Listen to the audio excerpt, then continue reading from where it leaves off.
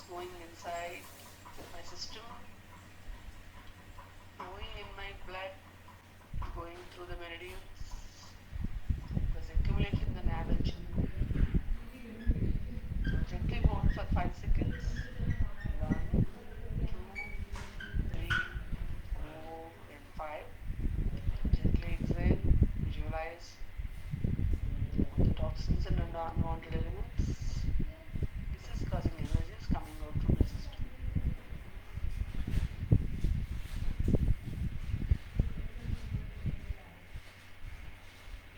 मेरे शारीरिक मानसिक शक्तियों का संवर्धन हो रहा है. मेरे अंदर तरोताजगी, नई ऊर्जा का संचार हो रहा है. हम करें. दोबारा लंबी गहरी श्वास प्रश्वास लेते रहेंगे. मना करेंगे. दिव्य प्राण को अपने अंदर धारण करेंगे. वो प्राण मेरे शरीर में प्रवाहित हो रहा है. मेरे रक्त में घुल मिल गई है. मेरे सारे नाड़ियों में प्रवाहित हो रही है और मेरे नाभि चक्र में एकत्रित हो रही है. अब यहाँ 5 सेकंड के लिए होल्ड करिए. 1, 2, 3, 4, 5. gently exhale. करेंगे. जो कि हमारे शरीर के लिए अनुपयोगी तत्व है, बीमारी कारक ऊर्जाएं हैं, नेगेटिव एनर्जी है, निकल हुए श्वास के माध्यम से मेरे शरीर से बहुत दूर जा रहा है. मेरे अंदर शारीरिक मानसिक आत्मिक शक्तियों की वृद्धि हो रही है.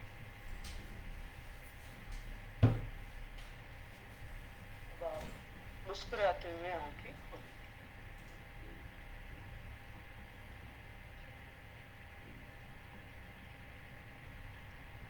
अब हमने ये जाना है वायु प्राण शक्ति को कैसे अपने अंदर धारण करना है इस विशेष प्राणायाम के माध्यम से. अब हम जानेंगे हमारा दूसरा जो तत्व है वो क्या है. पृथ्वी तत्व. पृथ्वी सबसे ज्यादा ऊर्जा का स्रोत है. पृथ्वी से हमारे शरीर में ऊर्जा कैसे प्रवाहित होती है. पैरों के तलवों में छोटे छोटे चक्र रहते हैं. उनके माध्यम से वो प्राणा हमारे शरीर में प्रवेश करता है. प्रवेश करके हमारे मूलाधार चक्र में एकत्रित होता है, स्टोर रहता है. वहां से पूरे शरीर में वो डिस्ट्रीब्यूट होता है. जिनके अंदर पृथ्वी तत्व की मात्रा अच्छी रहेगी वो अपने जीवन में सक्सेसफुल रहेंगे. उनके अंदर प्रॉस्पेरिटी एनर्जी रहेगी. जीवन में जो दो चीजें बहुत जरूरी है, महत्वपूर्ण है, वो है सफलता और समृद्धि. अगर आप अपने जीवन में सफलता और समृद्धि चाहते हैं, आपके अंदर पृथ्वी तत्व की मात्रा वो प्राणा अच्छी मात्रा में होना चाहिए.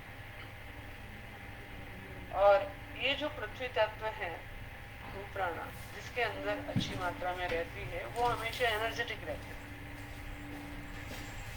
जीवंत, जिसको हम कहते हैं जीवंत रहते हैं. कभी उनको वीकनेस या ऐसे एक निराश हताश वाली भावनाएं नहीं होती. वो जहाँ रहते हैं वहाँ आसपास के वातावरण को भी एनर्जेटिक बना के रखते हैं. इस पृथ्वी तत्व को कैसे ग्रहण करना है उसके लिए सिंपल तरीका है. आप नंगे पैर घास में चलेंगे तो ज्यादा मात्रा में उस प्राणा को अपने अंदर धारण कर सकते हैं. और नॉर्मली कैसे करना है, मान लीजिए घास आसपास में नहीं है, उस समय क्या करना है. जहाँ पे भी आप हैं वहाँ आप बैठ जाइए, खास करके जमीन में बैठ जाइए. बैठ करके थोड़ा प्राणायाम करेंगे। अभी हम उसका प्रयोग करेंगे, प्रैक्टिकल करेंगे। आंखें बंद कर लीजिए, लंबी गहरी श्वास प्रश्वास लीजिए, भावना कीजिए आपके पैरों के तलवों से वो प्राणा आपके शरीर में प्रवेश कर रहा है। पूरे शरीर में वो प्राण व्याप्त हो रहा है। आपको रिवाइटलाइज कर रहा है, रिजनरेट कर रहा है, पूरी तरह से आपको ऊर्जा प्रदान कर रहा है। उसके बाद जेंटली एक्सहेल करिए, भावना कीजिए पैरों के तलवों से जो अनुपयोगी तत्व है वो भूमि के अंदर गहराई में जा रहा है। पूरी तरह से आप निरोग और अपने अंदर एक तरोताजगी महसूस कर रहे हैं।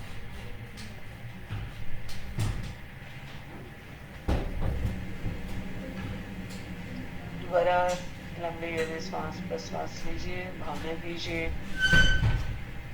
पृथ्वी से उस दिव्य ऊर्जा को मैं अपने अंदर धारण कर लूं। प्राण को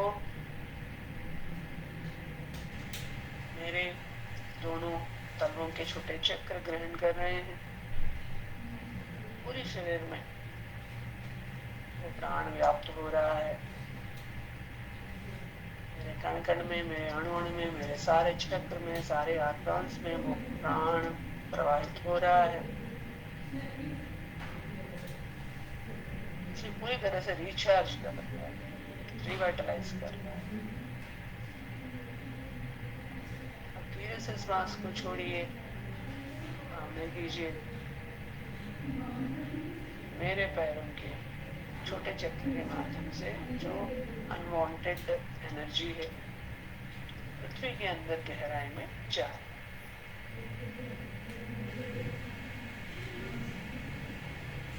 दोबारा लंबी गहरी श्वास प्रश्वास, भावना करेंगे, खुद से फील करेंगे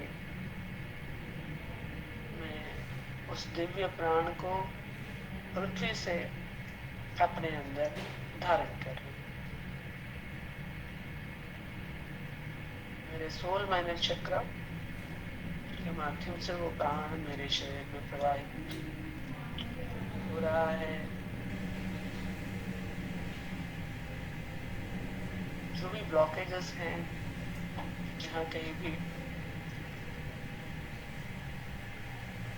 दिक्कतें हैं, पेन है, उस सब को दूर कर रहा है। मुझे पूरी तरह से नई ऊर्जा से, नई उत्साह से भर रहा है। उस प्रकार से भावना कीजिए, मुस्कुराते हुए आंखें खोलें।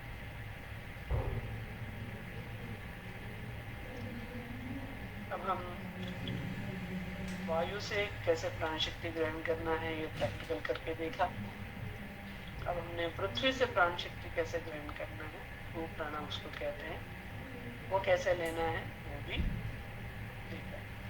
ये अगर आपको पॉसिबल है कि हरी भरी जहाँ पे घास है, थोड़ा पेड़ पौधे हैं, थोड़ा नेचर में ये चीज करेंगे तो ज्यादा अच्छा है। अगर नहीं हो पाता है, जहाँ घर पे है साफ सुथरी जगह पे बैठ के भी आप कर सकते हैं। दोनों हाथ खुला हुआ होना चाहिए। अब तीसरा जो प्राण का स्रोत है वो है भगवान सूर्य। भगवान सूर्य सबसे ज्यादा शक्तिशाली तत्व है, ऊर्जा का स्रोत है। चराचर जगत में सारे प्राणियों को ज्यादा से ज्यादा मात्रा में ऊर्जा भगवान सूर्य से मिलती है। ये जो भगवान सूर्य से मिलने वाली जो ऊर्जा है बहुत ज्यादा पावरफुल है, इसीलिए उसको सीमित मात्रा में ही ग्रहण करना चाहिए। ज्यादा मात्रा में ग्रहण करने से शरीर को नुकसान भी हो सकता है। अब ये जो ऊर्जा है कैसे ग्रहण करें, क्या करें? सिंपल है। अगर आप सभी लोग योग के स्टूडेंट्स हैं, योग के स्टूडेंट्स को सभी को पता है सूर्य नमस्कार मंत्रों के साथ हम प्रैक्टिस करते हैं, वो भी सूर्य से ऊर्जा ग्रहण करने की एक सबसे अच्छा बात। और उसके अलावा भगवान सूर्य को अर्घ्य देते हैं सुबह सुबह, उस समय भी उस दिव्य ऊर्जा को ग्रहण करने की भावना से वो कार्य करते हैं। और धूप में टहलते हैं, इस गर्मी में नहीं, ठंडियों में थोड़ी देर आप टहल सकते हैं, थोड़ी देर धूप में बैठ सकते हैं। और उसके बाद आप सूर्य स्नान कर सकते हैं, सन बाथिंग बोलते हैं, समुद्र के किनारे लेटे रहते हैं, वो भी इस मौसम में नहीं, थोड़ा मॉडरेट वेदर में करना चाहिए। नेक्स्ट, रविवार के दिन फास्टिंग करना, कल संडे है, कल के दिन अगर आप फास्ट करते हैं वो भी भगवान सूर्य की ऊर्जा को ग्रहण करने का सबसे अच्छा मार्ग है। पूरे दिन भर फास्टिंग करेंगे तो बहुत अच्छा है। अगर ऐसा ना हो पाता है, उतना रहना मुश्किल है, तो आधा दिन भी अगर आप करेंगे तो भी आपका जो विल पावर है बहुत अच्छा बढ़ जाएगी, एक आत्मशक्ति की वृद्धि होती है। भगवान सूर्य की एक आशीर्वाद आपको ग्रहण करने के लिए सबसे अच्छा अवसर। और नेक्स्ट जो सोर्स है वो है जल। कहते हैं ना, जल ही जीवन है, क्योंकि हमारे शरीर में जो प्रत्येक सेल में 70 से लेकर 75% वाटर है। ये जो जल है हमारे शरीर को, पूरे शरीर को पोषण देती है। ये जो जल के ऊपर काफी रिसर्च किया गया। किसने किया है? एक जापानीज साइंटिस्ट है, उनका नाम है डॉक्टर मिसारू एमोटो। उन्होंने क्या किया है, पानी को क्रिस्टलाइज किया। उस क्रिस्टलाइज वाटर के सामने उन्होंने कुछ पॉजिटिव और नेगेटिव शब्द कहा। जब उन्होंने पॉजिटिव शब्द कहा, वो क्रिस्टल्स बहुत सुंदर दिख रहे थे। जब नेगेटिव शब्द कहा, वो क्रिस्टल्स अच्छा नहीं दिखाई दे रहा, मतलब उसका शेप थोड़ा सा बिगड़ा हुआ लग रहा। आप गूगल करके देखेंगे, यूट्यूब में भी आपको वीडियोस मिलेगा उनके रिसर्च का। इससे क्या पता चल रहा है कि हमारी जो वाटर है, हमारी पॉजिटिव और नेगेटिव इमोशन से प्रभावित होते हैं। अब यहाँ पे एक बात बहुत इम्पोर्टेंट है, जो समझने वाली है, सोचने वाली है। दिन भर हम अपने बारे में, दूसरों के बारे में क्या सोचते हैं? बताइए, कोई भी, आप में से कोई भी बताइए। What you are thinking about yourself and others? Positive या negative? Not positive. Positive? Yes. Positive We are always thinking about ourselves negative, and other people we are thinking, I think, positive. हाँ, ये दो विभिन्न प्रकार के views आया है, मगर मेरा मानना है ऐसा है कि डिपेंडिंग अपॉन सिचुएशन, जो परिस्थिति है उसके अकॉर्डिंग हमारी इमोशंस, हमारे थॉट्स बदलता है। कभी हम बहुत ज्यादा एलेशन में रहते हैं, मतलब बहुत ज्यादा अच्छे मूड में रहते हैं, कभी एकदम से डिप्रेशन में चले जाते हैं। होता है ना ऐसा? कुछ परिस्थितियां हमारे अनुकूल होती है, कुछ परिस्थितियां विपरीत होती है, डिफरेंट चुनौतियां होती है, वो सबकी वजह से हमारा इमोशंस भी बदलता है। जब हमारी इमोशंस पॉजिटिव है, हमारे शरीर की कितना परसेंटेज वाटर है, 75% वाटर है, उससे प्रभावित होता है, तो हमारा हेल्थ भी अच्छा होता है। वही हमारे इमोशंस या थॉट्स नेगेटिव है, वो पानी, हमारे शरीर के अंदर की जो पानी है उस इमोशन से प्रभावित हो रही है, जो रिसर्च के फाइंडिंग्स के अनुसार, उससे क्या होगा, बहुत सारे बीमारियां। मतलब कोई भी डॉक्टर आपको ये नहीं बताते हैं, आपके खुद के जो इमोशंस है उसी से आपको ये बीमारी होगा। ये जानकारी प्रकार के रिसर्च फाइंडिंग्स के थ्रू ही पता चलता है। इसीलिए जब भी नेगेटिव विचार आता है या नेगेटिव भाव आते हैं उसको तुरंत पॉजिटिविटी में कन्वर्ट करने की, बदलने के प्रयास करते रहना चाहिए। अब हम बात करते हैं नेक्स्ट जो पॉइंट है वो है पेड़। पेड़ से ऊर्जा कैसे लेना। पेड़ भी एक सबसे अच्छा स्रोत है। पेड़ को भी ऊर्जा कहाँ से मिल रही है? दोबारा पृथ्वी से, भगवान सूर्य से और वायु से मिल रही है। अब पेड़ से ऊर्जा ग्रहण करने की बात मैं कह रही हूँ, यहाँ पे हमारे मन में कुछ सवाल आता है। क्या सवाल है? किस पेड़ से ग्रहण करना है? अब मैं आपसे कहूँ आम के पेड़ से, पीपल के पेड़ से, वट के पेड़ से, बरगद के पेड़ से, अगर आपके आसपास में इस प्रकार के पेड़ नहीं है तो इसका मतलब ये नहीं है कि आप पेड़ से ऊर्जा नहीं ग्रहण करेंगे क्या? ऐसा बात नहीं।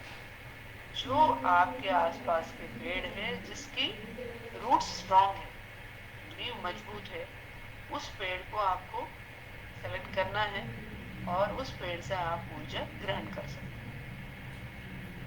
और एक और महत्वपूर्ण बात है कि जो पेड़ आपने सेलेक्ट किया उसके आसपास का वातावरण भी शुद्ध होना चाहिए, साफ सुथरी होनी चाहिए। वहाँ आसपास में कोई सेप्टिक टैंक वगैरह ना हो, कोई ड्रेनेज सिस्टम वगैरह ना चल रहा हो, ये चीज का ध्यान रखना चाहिए। और इस प्रकार के आपने देख लिया, एक पेड़ को आपने सेलेक्ट भी कर लिया। उसके बाद लेना कैसे, तरीका क्या है? उसके लिए पहले आप उस पेड़ की आत्मा से प्रार्थना करना। यहाँ पे भी हमारे मन में एक सवाल आता है तुरंत। क्या सवाल है? पेड़ थोड़ी बात करते हैं, हम पूछे या ना पूछे क्या फर्क पड़ता है? मगर यहाँ पे पेड़ से रिक्वेस्ट करना, प्रार्थना करना जरूरी है। कारण क्या है?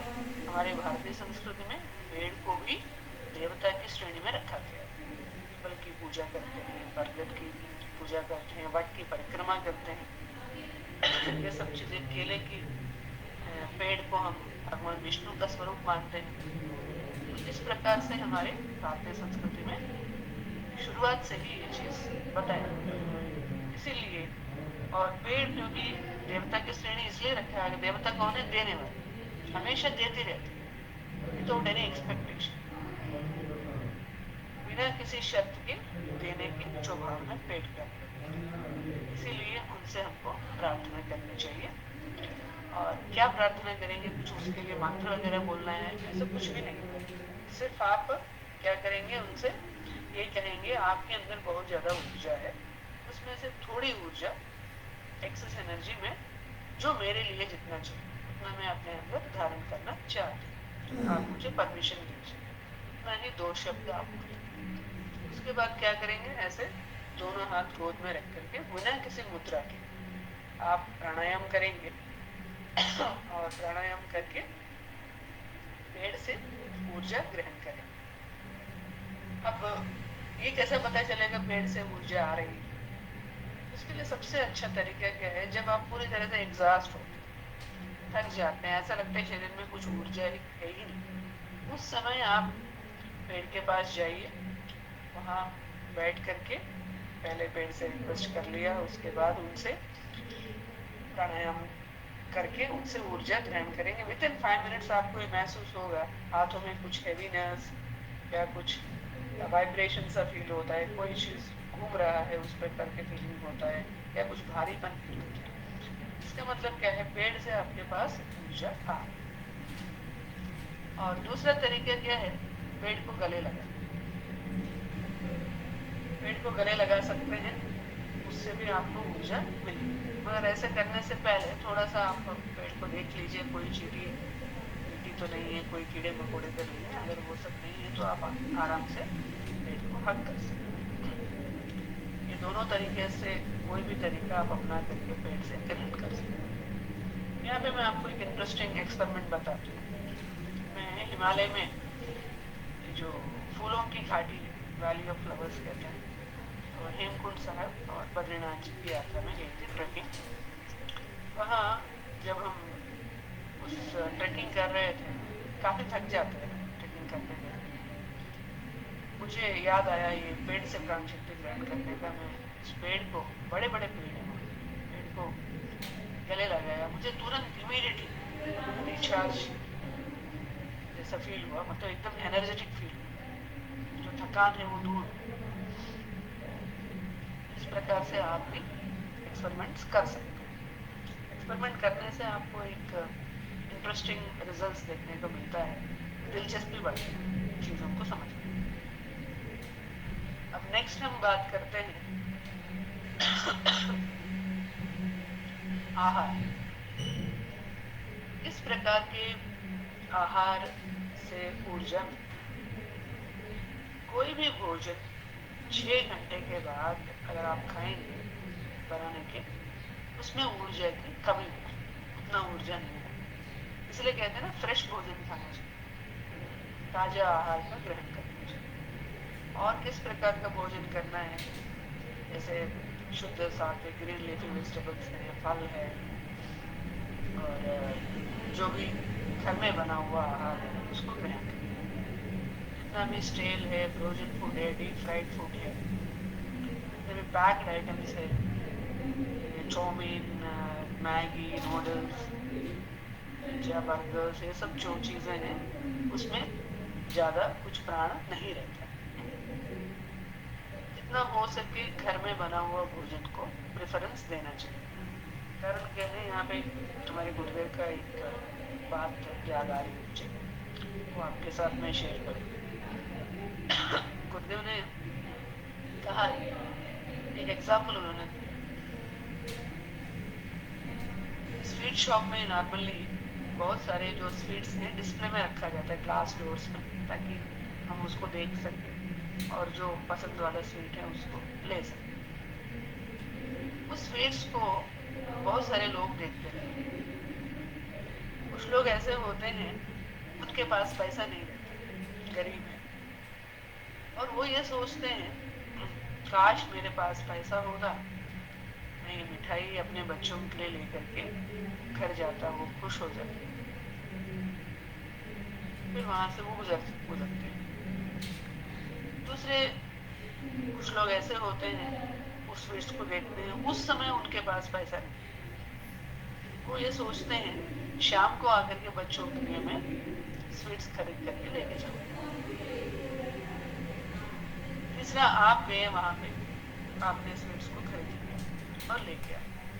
वो जो स्वीट शॉप है बहुत अच्छी है, शुद्ध देसी घी से बना हुआ मिठाई वहां मिलता है, फेमस शॉप है, आपने खरीद लिया, आपने खा लिया, फिर आप बीमार हो।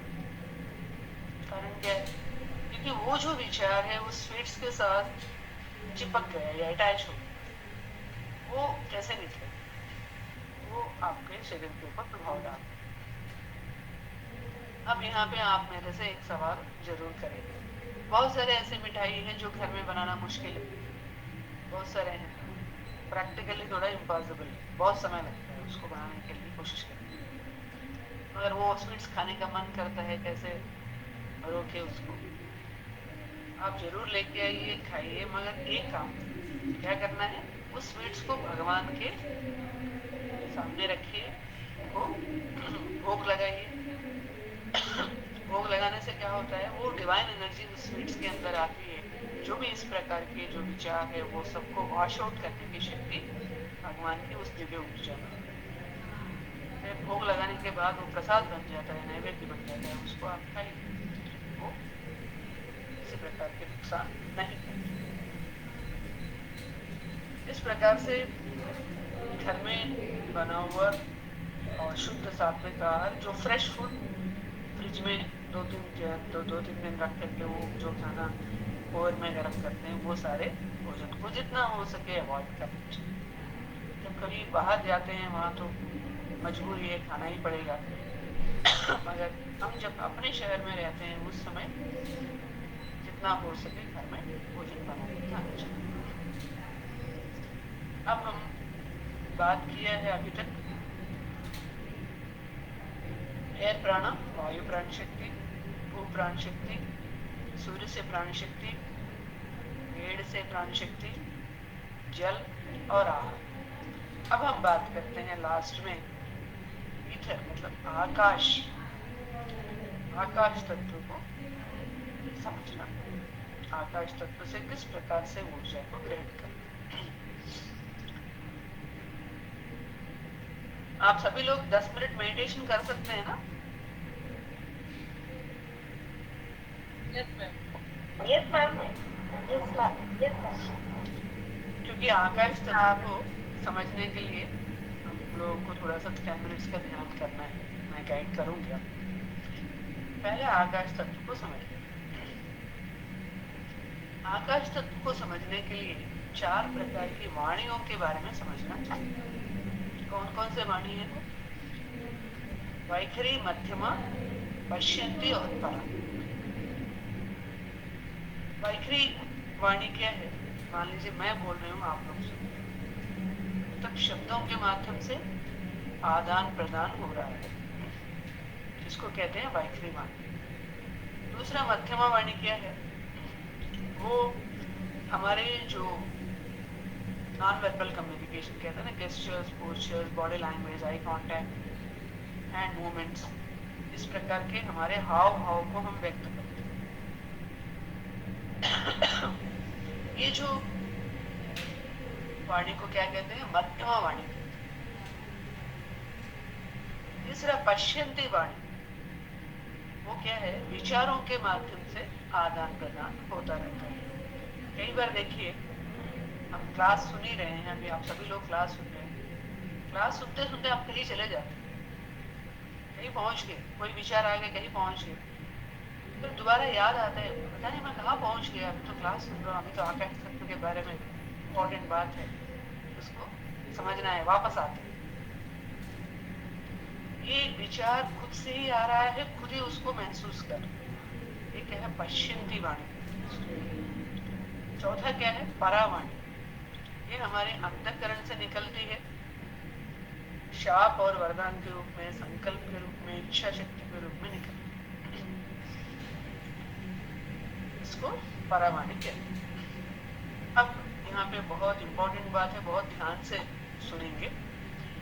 ये जो 4 प्रकार की वाणी है, ये विश्व में, ये अंतरिक्ष में सूक्ष्म तरंगों के रूप में प्रवाहित होता है, बहुत सूक्ष्म तरंगों के। उसको मैं बहुत सिंपल तरीके से समझाने का प्रयास करूँ। एग्जाम्पल के लिए, हमारे घर में ट्रांसिस्टर है। पुराने जमाने में ट्रांसिस्टर्स बहुत हुआ करते थे, आज की डेट में भी है, मगर कम लोग यूज कर रहे हैं। आज की डेट में ट्रांसिस्टर आपके पास है, आप स्टेशन बदल लिया, आपको एफएम की गाना सुन सकते हैं, तुरंत दूसरा स्टेशन बदल लिया, न्यूज सुन सकते हैं, दूसरा चेंज कर लिया, आप स्पोर्ट्स की कमेंट्री सुन सकते हैं, जो चाहे वो सुन सकते हैं स्टेशन बदलने से। उसी प्रकार से ये जो अंतरिक्ष में हजारों साल से बोला हुआ शब्द, विचार, भाव और संकल्प अंतरिक्ष में विद्यमान है सूक्ष्म तरंगों के रूप। मगर जिस प्रकार की हमारी चेतना है, जिस प्रकार की हमारा स्तर है, उस प्रकार के शब्दों को, विचारों को, भावों को, संकल्पों को हम अपनी ओर आकर्षित कर सकते हैं। और सिंपल मैं एक और एग्जांपल से समझाने का प्रयास करूंगी, और सिंपलीफाई करने। मान लीजिए आप पैदल चल रहे हैं, आपको एक नजारा दिखाई दे, साइकिल में चलते हैं, थोड़ा और नजारा दिखाई देगा, कार में चलेंगे, कुछ और नजारा होगा, वही फ्लाइट में जाएंगे, नजारा पूरी तरह से बदल जाएगा, आपको और ज्यादा ब्रॉड व्यू देखने को मिलता है।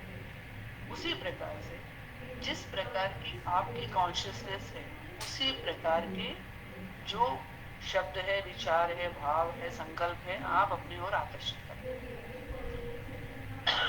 अब हम कोशिश करते हैं इस प्रकार के विचार को, शब्दों को हम अपनी ओर आकर्षित करेंगे।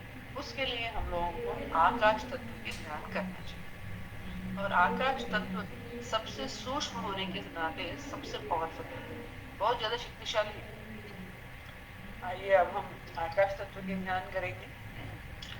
उसके लिए आपको कमर गर्दन सीधी करके बैठने की जरूरत है। जहां कहीं भी आप है, रिलैक्स हो जाइए, चाहे आप लेट सकते हैं या किसी मसनद या पिल्लो के सहारे या दीवार पे या चेयर पे पूरी तरह से रिलैक्स हो सकते हैं।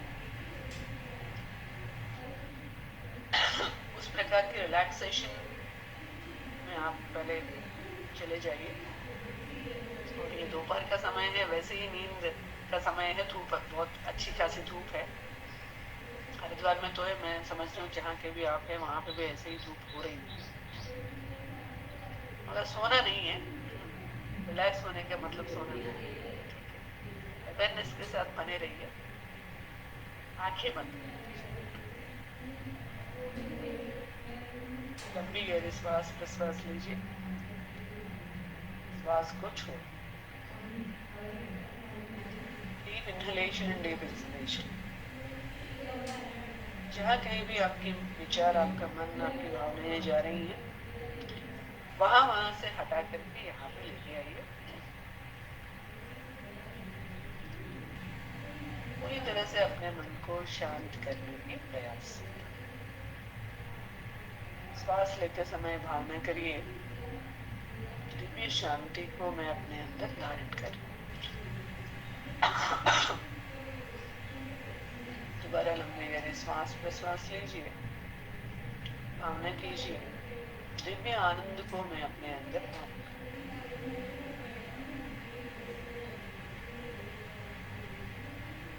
दोबारा श्वास लीजिए, भावना कीजिए, दिव्य प्रेम को मैं अपने अंदर धारण करूं। अपने अंदर उस निशब्दता को अनुभव कीजिए।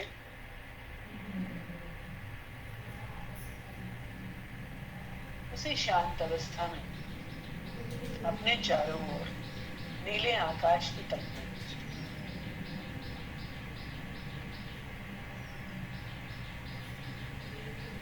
नीले आकाश आपके चारों ओर, बीच में आप हैं।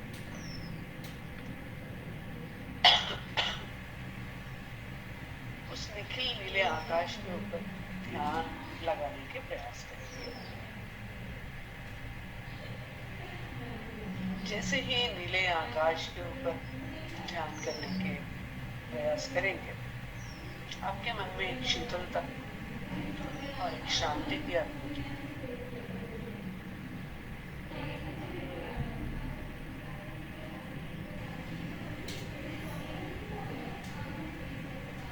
लंबी गहरी श्वास प्रश्वास लेंगे, श्वास को छोड़ेंगे।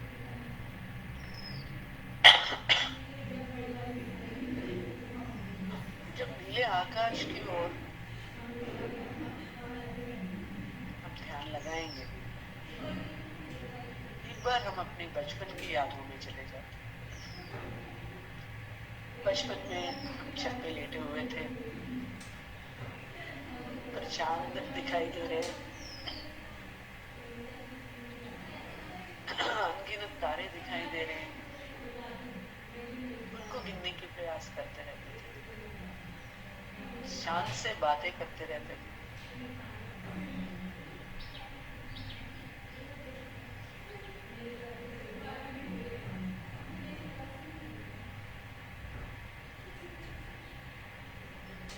उन यादों में एक बार अपने आप को लेके जाइए।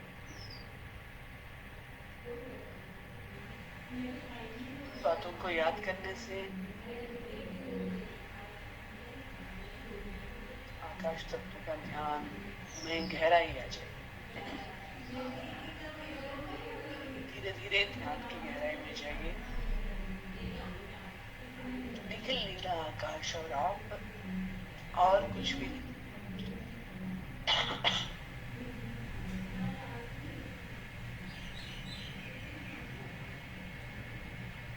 नीले आकाश के साथ एकाकार होने की भावना। हम दोनों एक है। अब भावना कीजिए, निखिल नीले आकाश से उत्कृष्ट विचार, उत्कृष्ट भावनाएं, दिव्य प्रेरणाएं, सत्संकल्प, सत्प्रभाव चारों दिशाओं से एकत्रित होकर के मेरे शरीर में प्रवेश कर।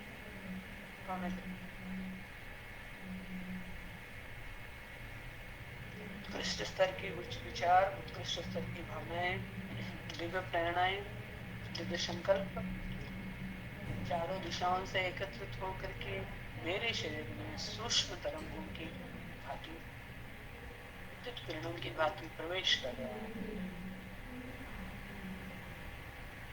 उनके फलस्वरूप मेरे अंतःकरण में दिव्य प्रेम, दिव्य आनंद, दिव्य शांति, उदारता, क्षमा,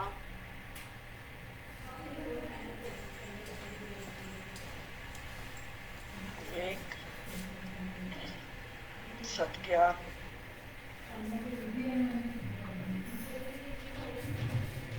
करुणा, सद्गुणों का जागरण हो रहा है,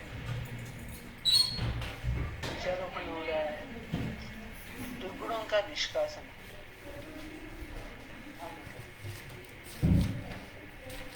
लीला आकाश और आप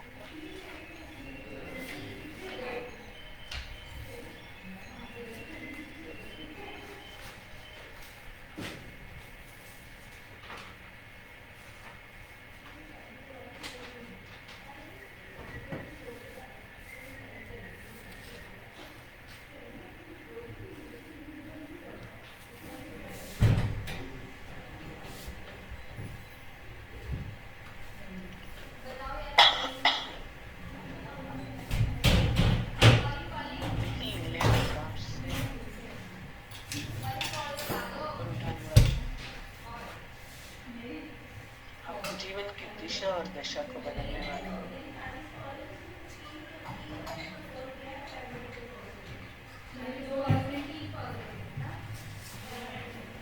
विचार और भावनाएं और प्रेरणाएं और संकल्प चारों दिशाओं से एकत्रित होकर के मेरे शरीर में प्रवेश कर रहा है। भावना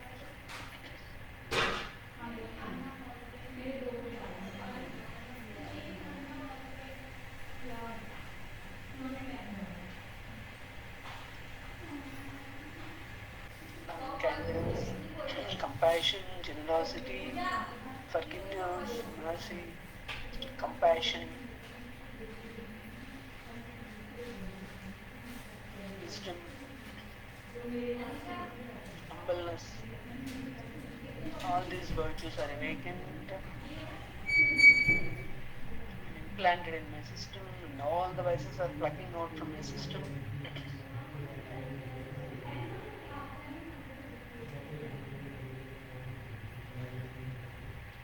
इष्ट आराध्य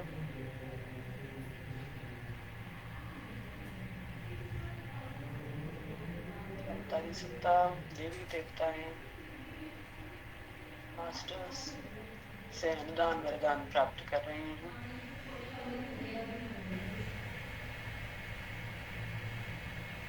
उनसे वार्तालाप कर रही हूँ, उनसे संवाद स्थापित कर रही हूँ, उनके लिए एक अच्छे माध्यम बन रहे हम करें।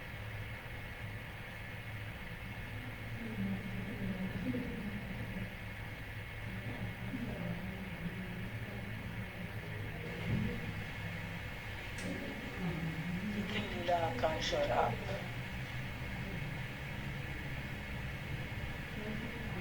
Meditate on the blue sky.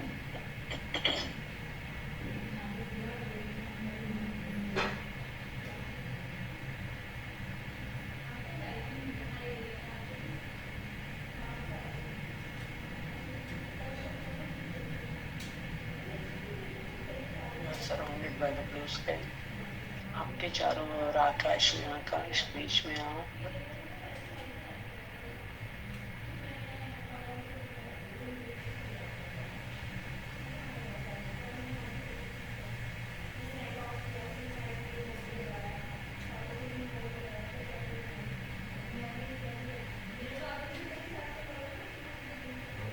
उस निखिल नीले आकाश से उत्कृष्ट विचार, उत्कृष्ट भावनाएं, संकल्प, सत्प्रेरणाएं, सद्विचार सद्विश्वास, सद्प्रभाव चारों दिशाओं से एकत्रित होकर के विद्युत किरणों की भांति मेरे शरीर में प्रवेश कर रहा है।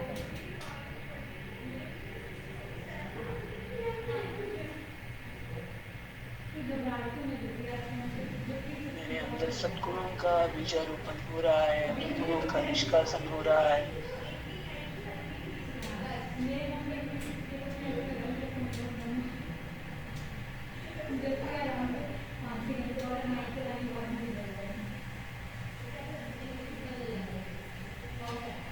दिव्य प्रेरणाओं को मैं अपने इष्ट आराध्य से स्वीकार कर रही हूँ। के अनुसार मैं अपने जीवन की दिशा को बदल रही हूँ।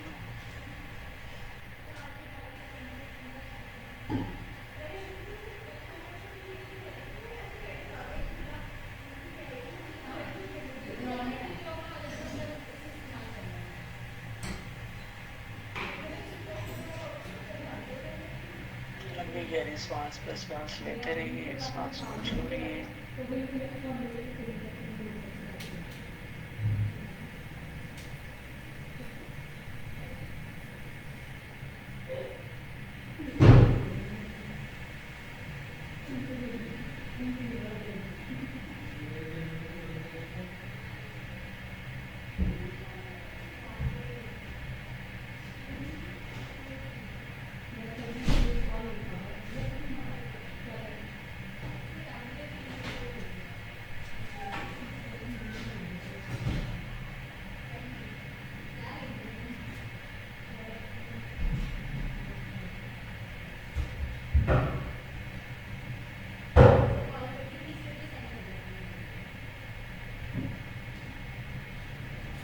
Deep inhalation and deep exhalation. Inhale very slowly and gently. Exhale very slowly. अपने अंदर उस दिव्य शांति को, उस दिव्य प्रेम को, दिव्य आनंद को महसूस करिए जो आत्मा के गुण है।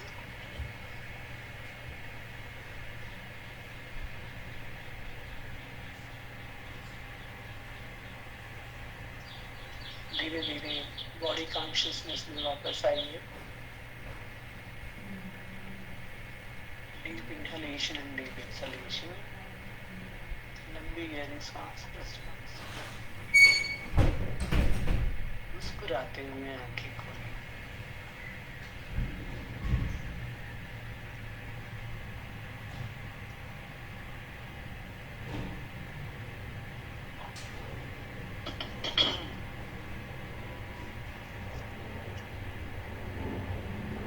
आप सभी को ये ध्यान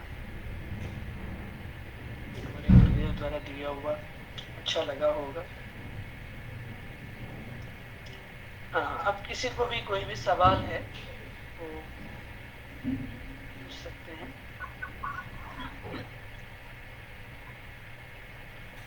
हरिओम मैम। हाँ, हरिओम। मैम आज का एक्सपीरियंस ना, मतलब मैं उस चीज को फील कर रही हूँ कि मैम शब्दों में ना मतलब एक्सप्रेस नहीं हो सकता। और ये ना मेरी हाथ जोड़ के विनती है, मैंने इस समय हाथ जोड़े हुए हैं कि एक सेशन आप प्लीज दोबारा जरूर लीजिए। मतलब कि मेरे दिल से हम्बल रिक्वेस्ट है आप, मतलब और मैं समझ सकती हूँ कि बहुत सारे लोगों की ये फीलिंग हो रही होगी, क्योंकि सेशन बहुत अच्छा था। मतलब जो जो आप बोल रहे थे ना वो अनुभूति, मतलब उसको हम फील कर पा रहे थे। तो रिक्वेस्ट है ये कि एक सेशन जरूर दीजिएगा कि हम इसको दोबारा फील कर सकें। और बहुत अच्छा था, मतलब बोल नहीं सकते हैं।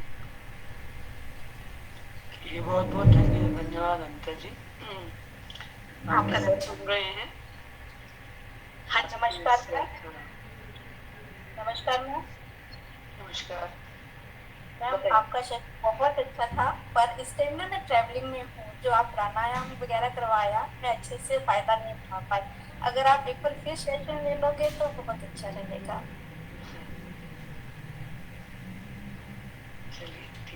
मैम आपका कोई YouTube चैनल है जहाँ पे हम आपको फॉलो कर सके और आपको सुन सके? सीरियसली YouTube चैनल है मगर ज्यादा वीडियोस नहीं है उसमें, 2-3 वीडियोस है। जितनी भी है उसमें मतलब बहुत कुछ लर्निंग का मिलेगा। हाँ, ये वाला जो ध्यान मैंने कराया था वो YouTube में है, मैंने डाला जी था। बहुत बहुत बहुत थैंक यू। ये है कि अब और सब हम लोग फॉलो उसको करके उस पर सुन सकते हैं, हम उसको रिपीट कर सकते हैं ताकि वो हमारी स्मरण शक्ति में भी आ जाएगा। मतलब हम खुद भी मतलब करा सकते हैं या खुद कर सकते हैं, खुद को हील कर सकते हैं। और मेरा अभी बहुत ज़्यादा व्यस्त वाला था सिस्टम, लेकिन फिर भी मैं बैठी रही, लेकिन बहुत अच्छा था। तो मैम प्लीज़ आप बस लिंक शेयर कर दीजिएगा। हाँ जरूर। धन्यवाद। आप आपका जैसे धन्यवाद। डॉक्टर उषा जायसवाल कर लीजिए, मतलब YouTube में जा करके डॉक्टर उषा जायसवाल बस, थैंक इसमें यू। आपको मिल जाएगा। हाँ जी हाँ जी। और किसी को कुछ कहना है, कुछ पूछना है? हाँ, धन्यवाद मैडम आपको। एक बार मैं बच्चों को कहना चाहूंगा कि ये जो आज की क्लास थी, ये क्लास फेसबुक पे आपको मिल जाएगी, हिमालय विश्वविद्यालय पे ये लोड हो चुकी है, ठीक है। अगर जो फिर से अगर इसको सुनना चाहेंगे तो अपना फेसबुक में जा करके इसको सुन सकेंगे। रिकॉर्ड हो चुकी है ये आज की क्लास। जी सर वंस मोर, एक बार क्लास दोबारा कराइए मैम से। हाँ, तो ये तो अभी भी मैडम ने बेसिकली तो बहुत कुछ बचा हुआ है। ये तो मान लो कि अभी मैडम ने 10% बताया है, अभी जो मैडम ने बताया केवल 10% बताया है। हाँ जी सर। अभी प्राण चिकित्सा की विधियां, प्राण चिकित्सा के सिद्धांत, प्राण चिकित्सा की आपकी जो सावधानियां हैं, ये कई सारी चीजें अभी फिर स्वयं की प्राण चिकित्सा कैसे करेंगे, दूसरे की कैसे करेंगे, दूरस्थ प्राण चिकित्सा कैसे करेंगे, बहुत बड़ा टॉपिक है। और MA MSc वालों के सिलेबस में, PG डिप्लोमा वालों के सिलेबस में ये प्राण चिकित्सा जुड़ा हुआ है। तो ये आपको, और आप पढ़ोगी किताब तो बहुत जल्दी समझ में आएगा। और कोई भी दिक्कत होगी तो आप मैडम से पर्सनली भी मिल सकते हैं। देव संस्कृति विश्वविद्यालय में मैडम अपनी सेवाएं दे रही है। मैडम ने अपना YouTube चैनल भी बता दिया है, ठीक है ना। और एक दो किताबों के नाम भी मैडम बता देगी। मैडम बहुत बहुत धन्यवाद आपको। मैंने कई बार किताब पढ़ने की कोशिश करी प्राण चिकित्सा की, लेकिन मुझे उतना समझ में नहीं आया जितना आपने जो बताया, तो समझ में बहुत इजीली आ गई। ये सारी बातें वहाँ लिखी हुई है जो आप बता रहे थे, ये सारी, लेकिन बहुत डीप में था और उस हिसाब से समझ में नहीं। आपने सरल भाषा में जल तत्व से हम कैसे अपने आप को हीलिंग कर सकते हैं, वायु से, पृथ्वी से और पेड़ पौधों तक से हम किस प्रकार से अपने आप की हीलिंग कर सकते हैं, प्राण ऊर्जा उनसे कैसे ले सकते हैं। और भोजन तो सब हम कर ही रहे हैं, लेकिन भोजन हमारा उसमें प्राण तत्व की कमी कैसे होती, जो आपने एग्जाम्पल भी दिया मिठाई वाला, बहुत बढ़िया लगा। और उसके बाद नेगेटिव एनर्जी को खत्म करने के लिए उसको पहले भगवान को भोग लगाना चाहिए और उसके बाद उस भोजन को ग्रहण करेंगे तो वो भोजन हमारा प्रसाद बन जाएगा और उसमें फिर पॉजिटिविटी आ जाएगी, वो हमको अधिक से अधिक प्राण तत्व प्रदान करेगा। अब सबसे पहले मैडम ने जब क्लास शुरू करी थी तो उसमें बताया था कि हमें प्राणी कहते हैं, प्राणी। तो प्राणी क्यों कहते हैं? क्योंकि हमारे अंदर प्राण है, ठीक है ना। तो ये पहली बार ये शब्द सुना, लेकिन बहुत अच्छा लगा कि हमको प्राणी, हम प्राणी, सब प्राणी प्राणी कहते हैं, लेकिन हम वो प्राणी कहते क्यों हैं, ये बात आज समझ में है कि हमारे अंदर प्राण तत्व है, इसलिए हमें, और इस प्राण तत्व को हम किस प्रकार से बढ़ा सकते हैं, स्वयं को प्राण चिकित्सा कैसे कर सकते हैं, दूसरों को कैसे कर सकते हैं, ये मैडम का और भी हम समझ लेंगे। ये तो बहुत अभी थोड़ा ही बता एक तरह से है ना, क्या कहते हैं कि मतलब कि एक घड़ा पानी हो और उसमें से एक गिलास पानी हम निकाल लें, लेकिन अभी पूरा घड़ा बचा हुआ है। और मैडम का उपयोग करेंगे, स्टूडेंट की मांग भी है।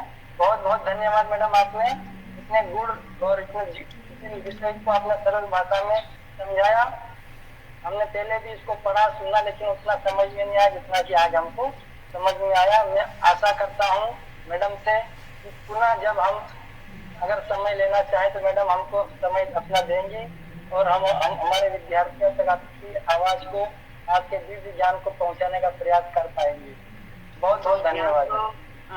पूज्य गुरुदेव का, मास्टर का, भगवान का है, सिर्फ मैं एक माध्यम हूँ, मेरा कुछ भी नहीं है, तेरा तुझको अर्पण, वही भाव। ये एक अच्छे साधक की पहचान है, एक अच्छे शिक्षक की पहचान है। ज्ञान होते हुए भी अपने आप को कह रहे कि नहीं हमें ज्ञान करना, यही तो महानता है। बहुत तो बहुत बहुत धन्यवाद, धन्यवाद मैडम। आपने मौका दिया है आप सबके बीच में कुछ बात शेयर करने का। फिर हम जरूर मिलेंगे जब भी उस पर। मैडम आगे आपकी क्लास हमारी फेसबुक पे मिलेगी, हिमालय विश्वविद्यालय करके है वहाँ पे। तो ये क्योंकि हमको बहुत अच्छा लगा तो हमने रिकॉर्ड कर लिया है। फेसबुक पे कई लोग लाइव देख रहे थे और गूगल मीट पे भी। हाँ हाँ ठीक है, धन्यवाद madam. Thank you ma'am. Thank you so much. नमस्ते। Thank you ma'am, thank you ma'am. आपका अच्छा सेशन था, थैंक यू।